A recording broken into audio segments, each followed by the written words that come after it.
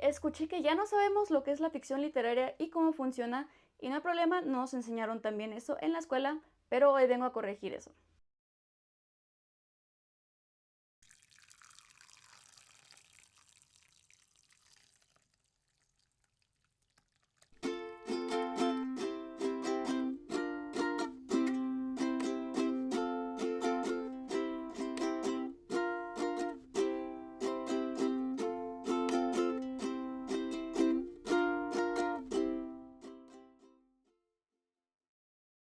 Cuando hablamos de libros clásicos contra contemporáneos, cuando hablamos de historias donde no sucede nada contra historias que se quedan en nuestra mente más fácil, que son más fáciles de seguir, normalmente estamos hablando de libros de ficción literaria contra novelas de género. Y la razón por la que se sienten tan diferentes es porque lo son, es porque no funcionan de la misma forma y hoy quiero hablar sobre esas diferencias bastante básicas a grandes rasgos, fácil y rápido para que terminando este video parezcas un experto en literatura en cualquier fiesta. La novela de género pues es la más fácil de definir porque es la más cercana a nosotros, es con la que crecimos. En una novela de género lo que importa es el conflicto de la historia. Por eso son fáciles de seguir, por eso es fácil cachar qué está sucediendo, porque sigue una estructura muy universal, la estructura de los tres actos, que es donde empieza un personaje en su mundo normal, después llega algo que desata el caos y nuestro personaje principal se va a una aventura y donde supera obstáculos, pelea contra monstruos, tiene una batalla final épica y al final todo o se resuelve o no, o pierde o gana. Y como ejercicio para ayudarte a tener claro la novela de género, pues va a ser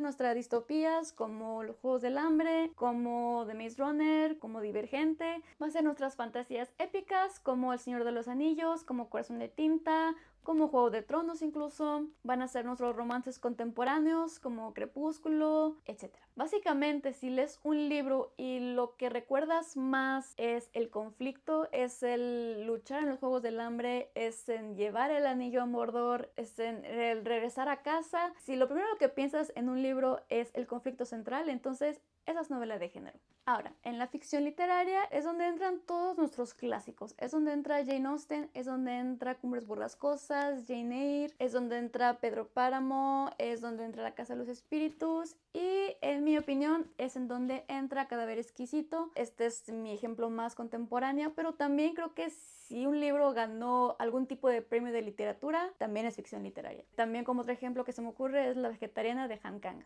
Básicamente en estos libros lo que pesa más no es un conflicto central, sí tienen conflictos, los personajes sí tienen metas, pero lo que importa más son los temas sobre los que habla y que los habla a través de sus personajes. Entonces nos vamos a encontrar con estructuras de personajes más complejos de descifrar, más predispuestos al análisis. Son personajes que van tomando decisiones y van formando el conflicto alrededor de ellos y nosotros vamos absorbiendo las lecciones que ellos van dejando a su paso. Es por eso que en estas novelas, y también incluí Cadáver Exquisito, porque también lo he escuchado mucho esta crítica, esas son las novelas donde no pasa nada, que son muy lentas, que son muy aburridas, porque los personajes solo están existiendo y las tramas, las anécdotas no llegan a ninguna parte. Creo que esta forma de pensar es un defecto de nuestro sistema de educación y probablemente mundialmente, porque nos tienen 8 horas en la escuela sentaditos, nos aventan un libro a la cara y nos dicen tienes que leer este libro porque es súper importante y ya, y no te voy a explicar nada más de nada y tienes que leerlo y entenderlo y te tiene que gustar. Esa es la forma en la que nos dan libros clásicos y por eso terminamos odiándolos y por eso terminamos evitándolos a toda costa y por eso nos metemos más en la novela de género, que no tiene nada de malo, por cierto.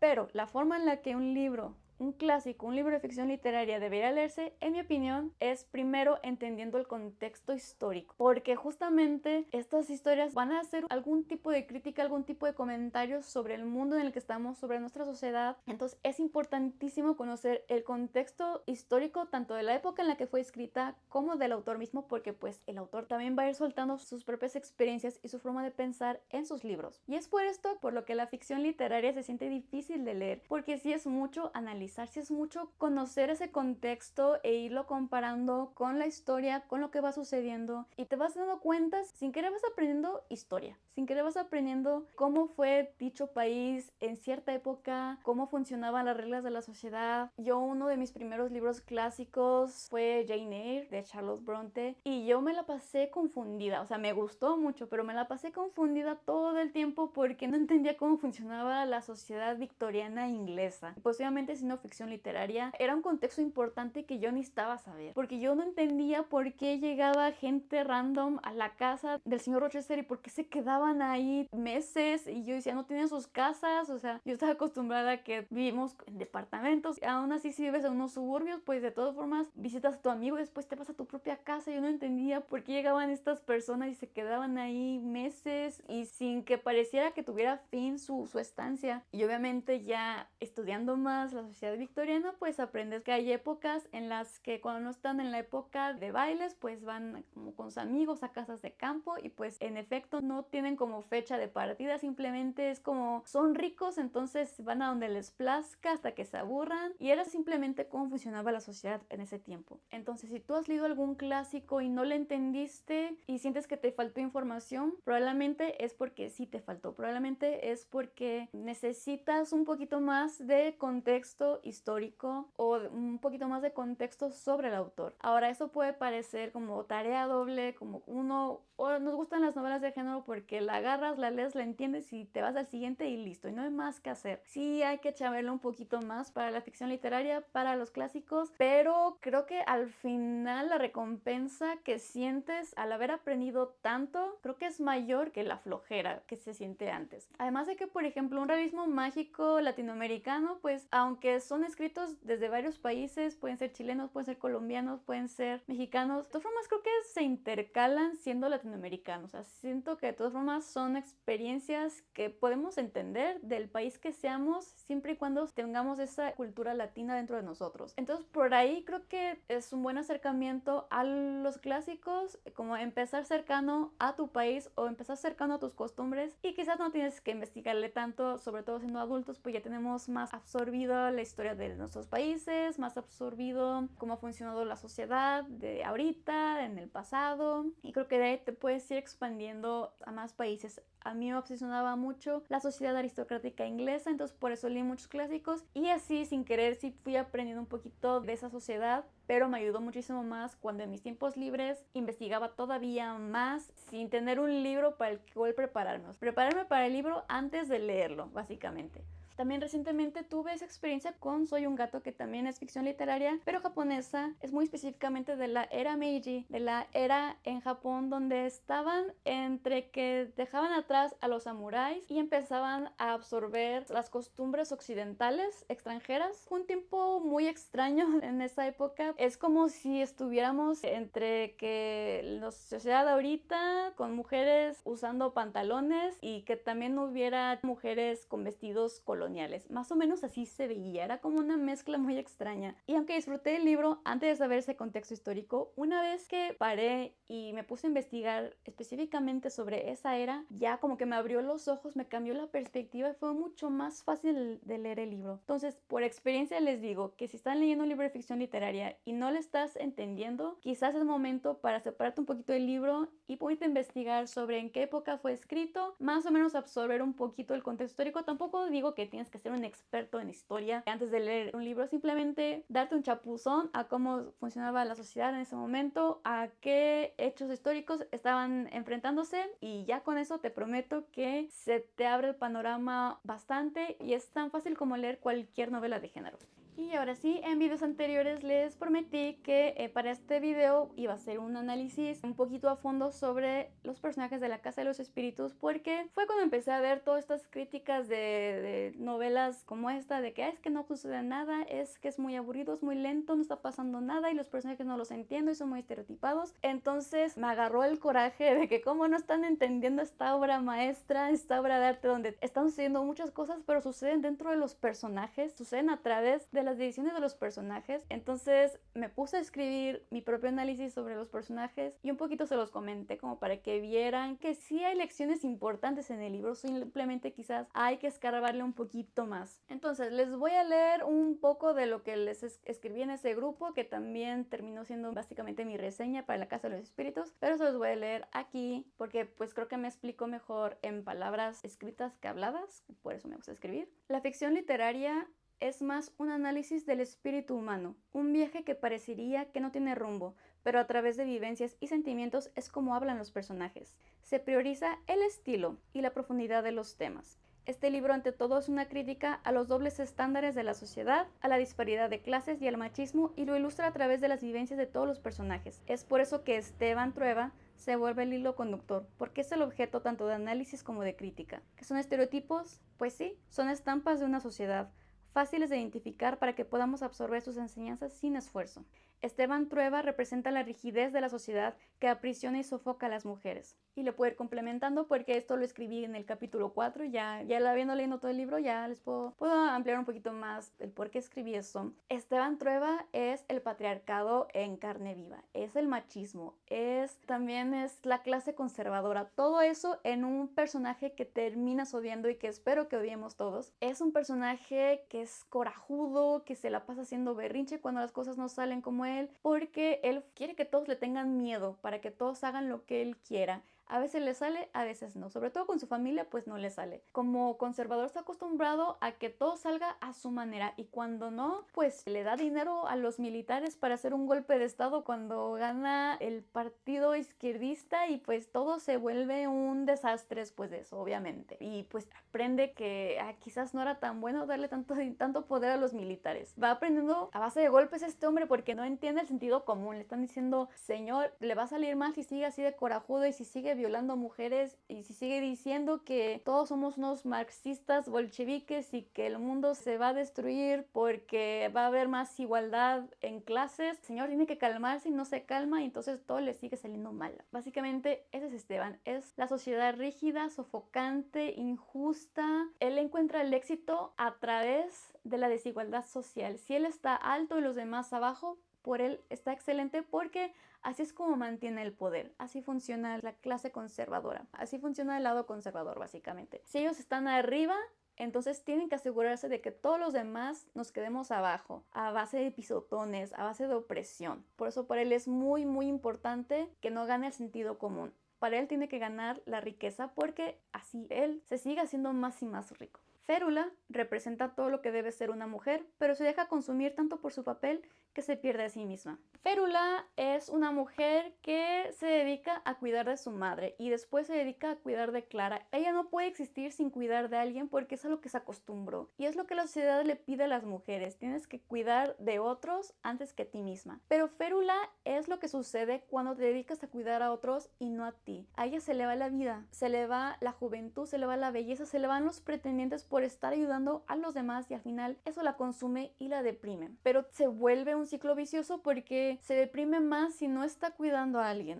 Entonces es las consecuencias de una sociedad tóxica y machista. Es como nos aprisionan tanto en un papel, tanto que hay mujeres que se dejan llevar por él y pierden su vida. Y al final la sociedad las desecha porque ya no es joven, ya no está en edad de casarse y se dedicó a hacer lo que tenía que hacer, pero como tampoco se casó y tampoco fue esposa de alguien, entonces todo eso se fue a la basura básicamente. Clara es la esencia tanto de la novela como de la casa misma. Ella es el realismo mágico en la Casa de los Espíritus. Rompe las reglas a su modo y se le permite debido a su posición privilegiada, porque si fuera de clase baja seguramente sería la loca del pueblo. Esta novela habla mucho del privilegio y de cómo el privilegio te permite hacer muchas cosas que a una persona normal no se nos dejaría. A Clara se le permite ser excéntrica, se le permite dejar de hablar si no la están escuchando, se le permite concentrarse más en ver espíritus, en hablar con el más allá y a cambio de eso dejar atrás sus labores domésticas porque pues no le interesan. Yo como mujer autista me identifiqué mucho con Clara y es una lástima que hay gente que la odia por las razones por las que yo la amo, pero supongo que es algo con lo que simplemente tienes que conectar para entenderla. Pero sí, básicamente eso. Clara es el realismo mágico, Clara Clara. Clara es la casa de los espíritus. Cuando la historia se enfoca en Clara, está llena de magia, de muebles que se mueven solos, de ruidos, de espíritus errantes. Y cuando la historia no se enfoca en ella por cualquier razón, entonces se vuelve un poco más realista, aunque el realismo mágico sigue en el fondo. Quien lo lleva de la mano es Clara. Blanca es la inocencia, una mujer que vive en la fantasía de un mundo perfecto y no soporta afrontar la realidad. Se convierte a sí misma en el tropo de la mujer enferma. El tropo de la mujer enferma es algo que yo veo mucho en clásicos. Lo vi en Jane Eyre, se ve en Pedro Páramo y un poquito aquí. Es una mujer que se la vive enferma. O sea, siempre hay un personaje de una mujer débil en cama, siempre tiene dolor de cabeza y siempre se siente débil y siempre tiene que estar acostadita. Y se me hace, pues obviamente se me hace un tropo tóxico, un tropo que lastima porque es como, ay, las mujeres débiles y mejor déjala hablar solita con fiebre y eventualmente se mueren estando enfermas. Y en este libro creo que más bien es como un poquito una vuelta a ese tropo. Es como una mujer cuerda, fuerte, otra vez se puede ir consumiendo en este personaje que quizás la sociedad espera de ellas. La sociedad espera que la mujer en algún momento esté débil y se vaya a su camita para que los hombres sigan tomando decisiones por ellas. Y Blanca como que voluntariamente se convierte en ese tropo y ya que deja de convenirle, ya que es feliz, ya que encuentra su lugar en el mundo, ya mágicamente recupera la salud. Jaime y Nicolás también son críticas del privilegio. Nicolás tiene el lujo de aburrirse tanto que busca espiritualidad en otras partes del mundo, como los ricos de ahora, que se van a retiros de yoga a la India o a tomar ayahuasca. Tan privilegiados que colonizan y blanquean espiritualidades, pero sin ser perseguidos por sus creencias, pues es un adorno más en sus vidas. Cuando se aburren, lo quitan y lo cambian por otro. Jaime y Alba intentan utilizar su privilegio para ayudar. Es la forma en que le sacan provecho y son los que más meten las manos al fuego por otros, por la esperanza de un futuro más justo, y por eso son los que pagan más caro. Representan la lucha del pueblo, el fuego rebelde que vale la pena mantener encendido.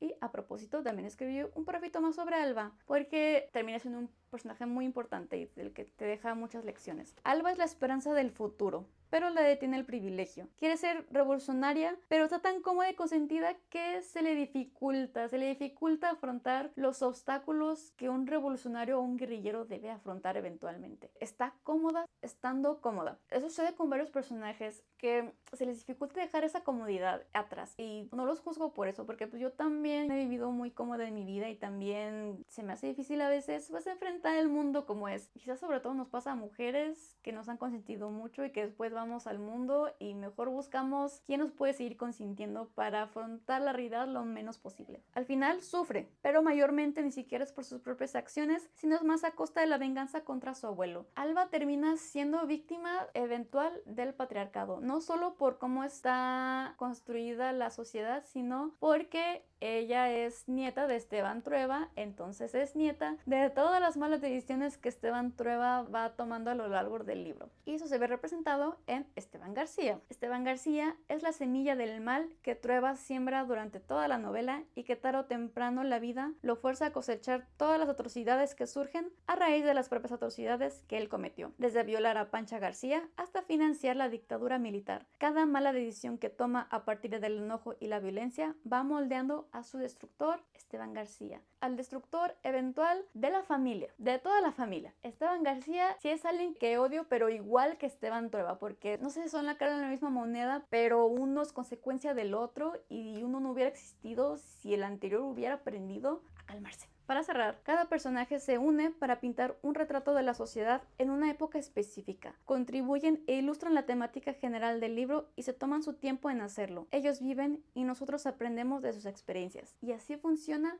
la ficción literaria. Y si llegaste hasta aquí, espero que este video te haya servido de algo, espero que haya servido para despejar las dudas, yo creo, más comunes que tenemos sobre la ficción literaria, sobre los clásicos en general. Espero que este video te haya ayudado a ampliar un poquito más tu perspectiva y quizás te anime más a acercarte a algún clásico. Te prometo que no son tan difíciles como parecían en la escuela. Es incluso más fácil por toda la educación que ya tenemos, por todo lo que ya hemos vivido. Quizás nos falta rellenar algunos huecos dependiendo del país, de donde sea el clásico que estás leyendo, pero de verdad creo que vale la pena intentarlo, y una vez que terminas tu primer clásico y lo comprendes la vibra, comprendes el mensaje, es una recompensa tan grande que te anima a seguir leyendo clásicos y después ya no vas a querer soltarlos. Y si te gustó este video, no olvides de darle like, repostearlo, compartirlo. Si te ayudó en algo, si crees que le puede ayudar a alguien más, compártelo a quien puedas, a quien quieras, para que este video le llegue a más personas. También coméntame lo que quieras abajo. Puedes comentarme tus propias experiencias con la ficción literaria, los clásicos, cómo ha sido tu experiencia con los clásicos, si también los odiabas en la escuela como yo y ahorita ya los retomaste, o si ya piensas retomarlos a partir de este video. Lo que quieras, podemos discutirlo en los comentarios y así ayudamos a que le llegue a más gente. Y si te gusta más contenido de libros y si te gustaría que nos sumergiéramos más en otros temas, en otros géneros, tal vez quizás en la historia de la ficción literaria, que también está bastante interesante, que por ahora dejé fuera porque sentía que ya estaba muy cargado este video, pero si tienes recomendaciones de otros temas que te gustaría ver, que yo investigo y te los doy de forma fácil, también escríbeme en los comentarios. Y si te gustaría ver más videos como este o más reseñas literarias, no te olvides de darle al botón para seguirme.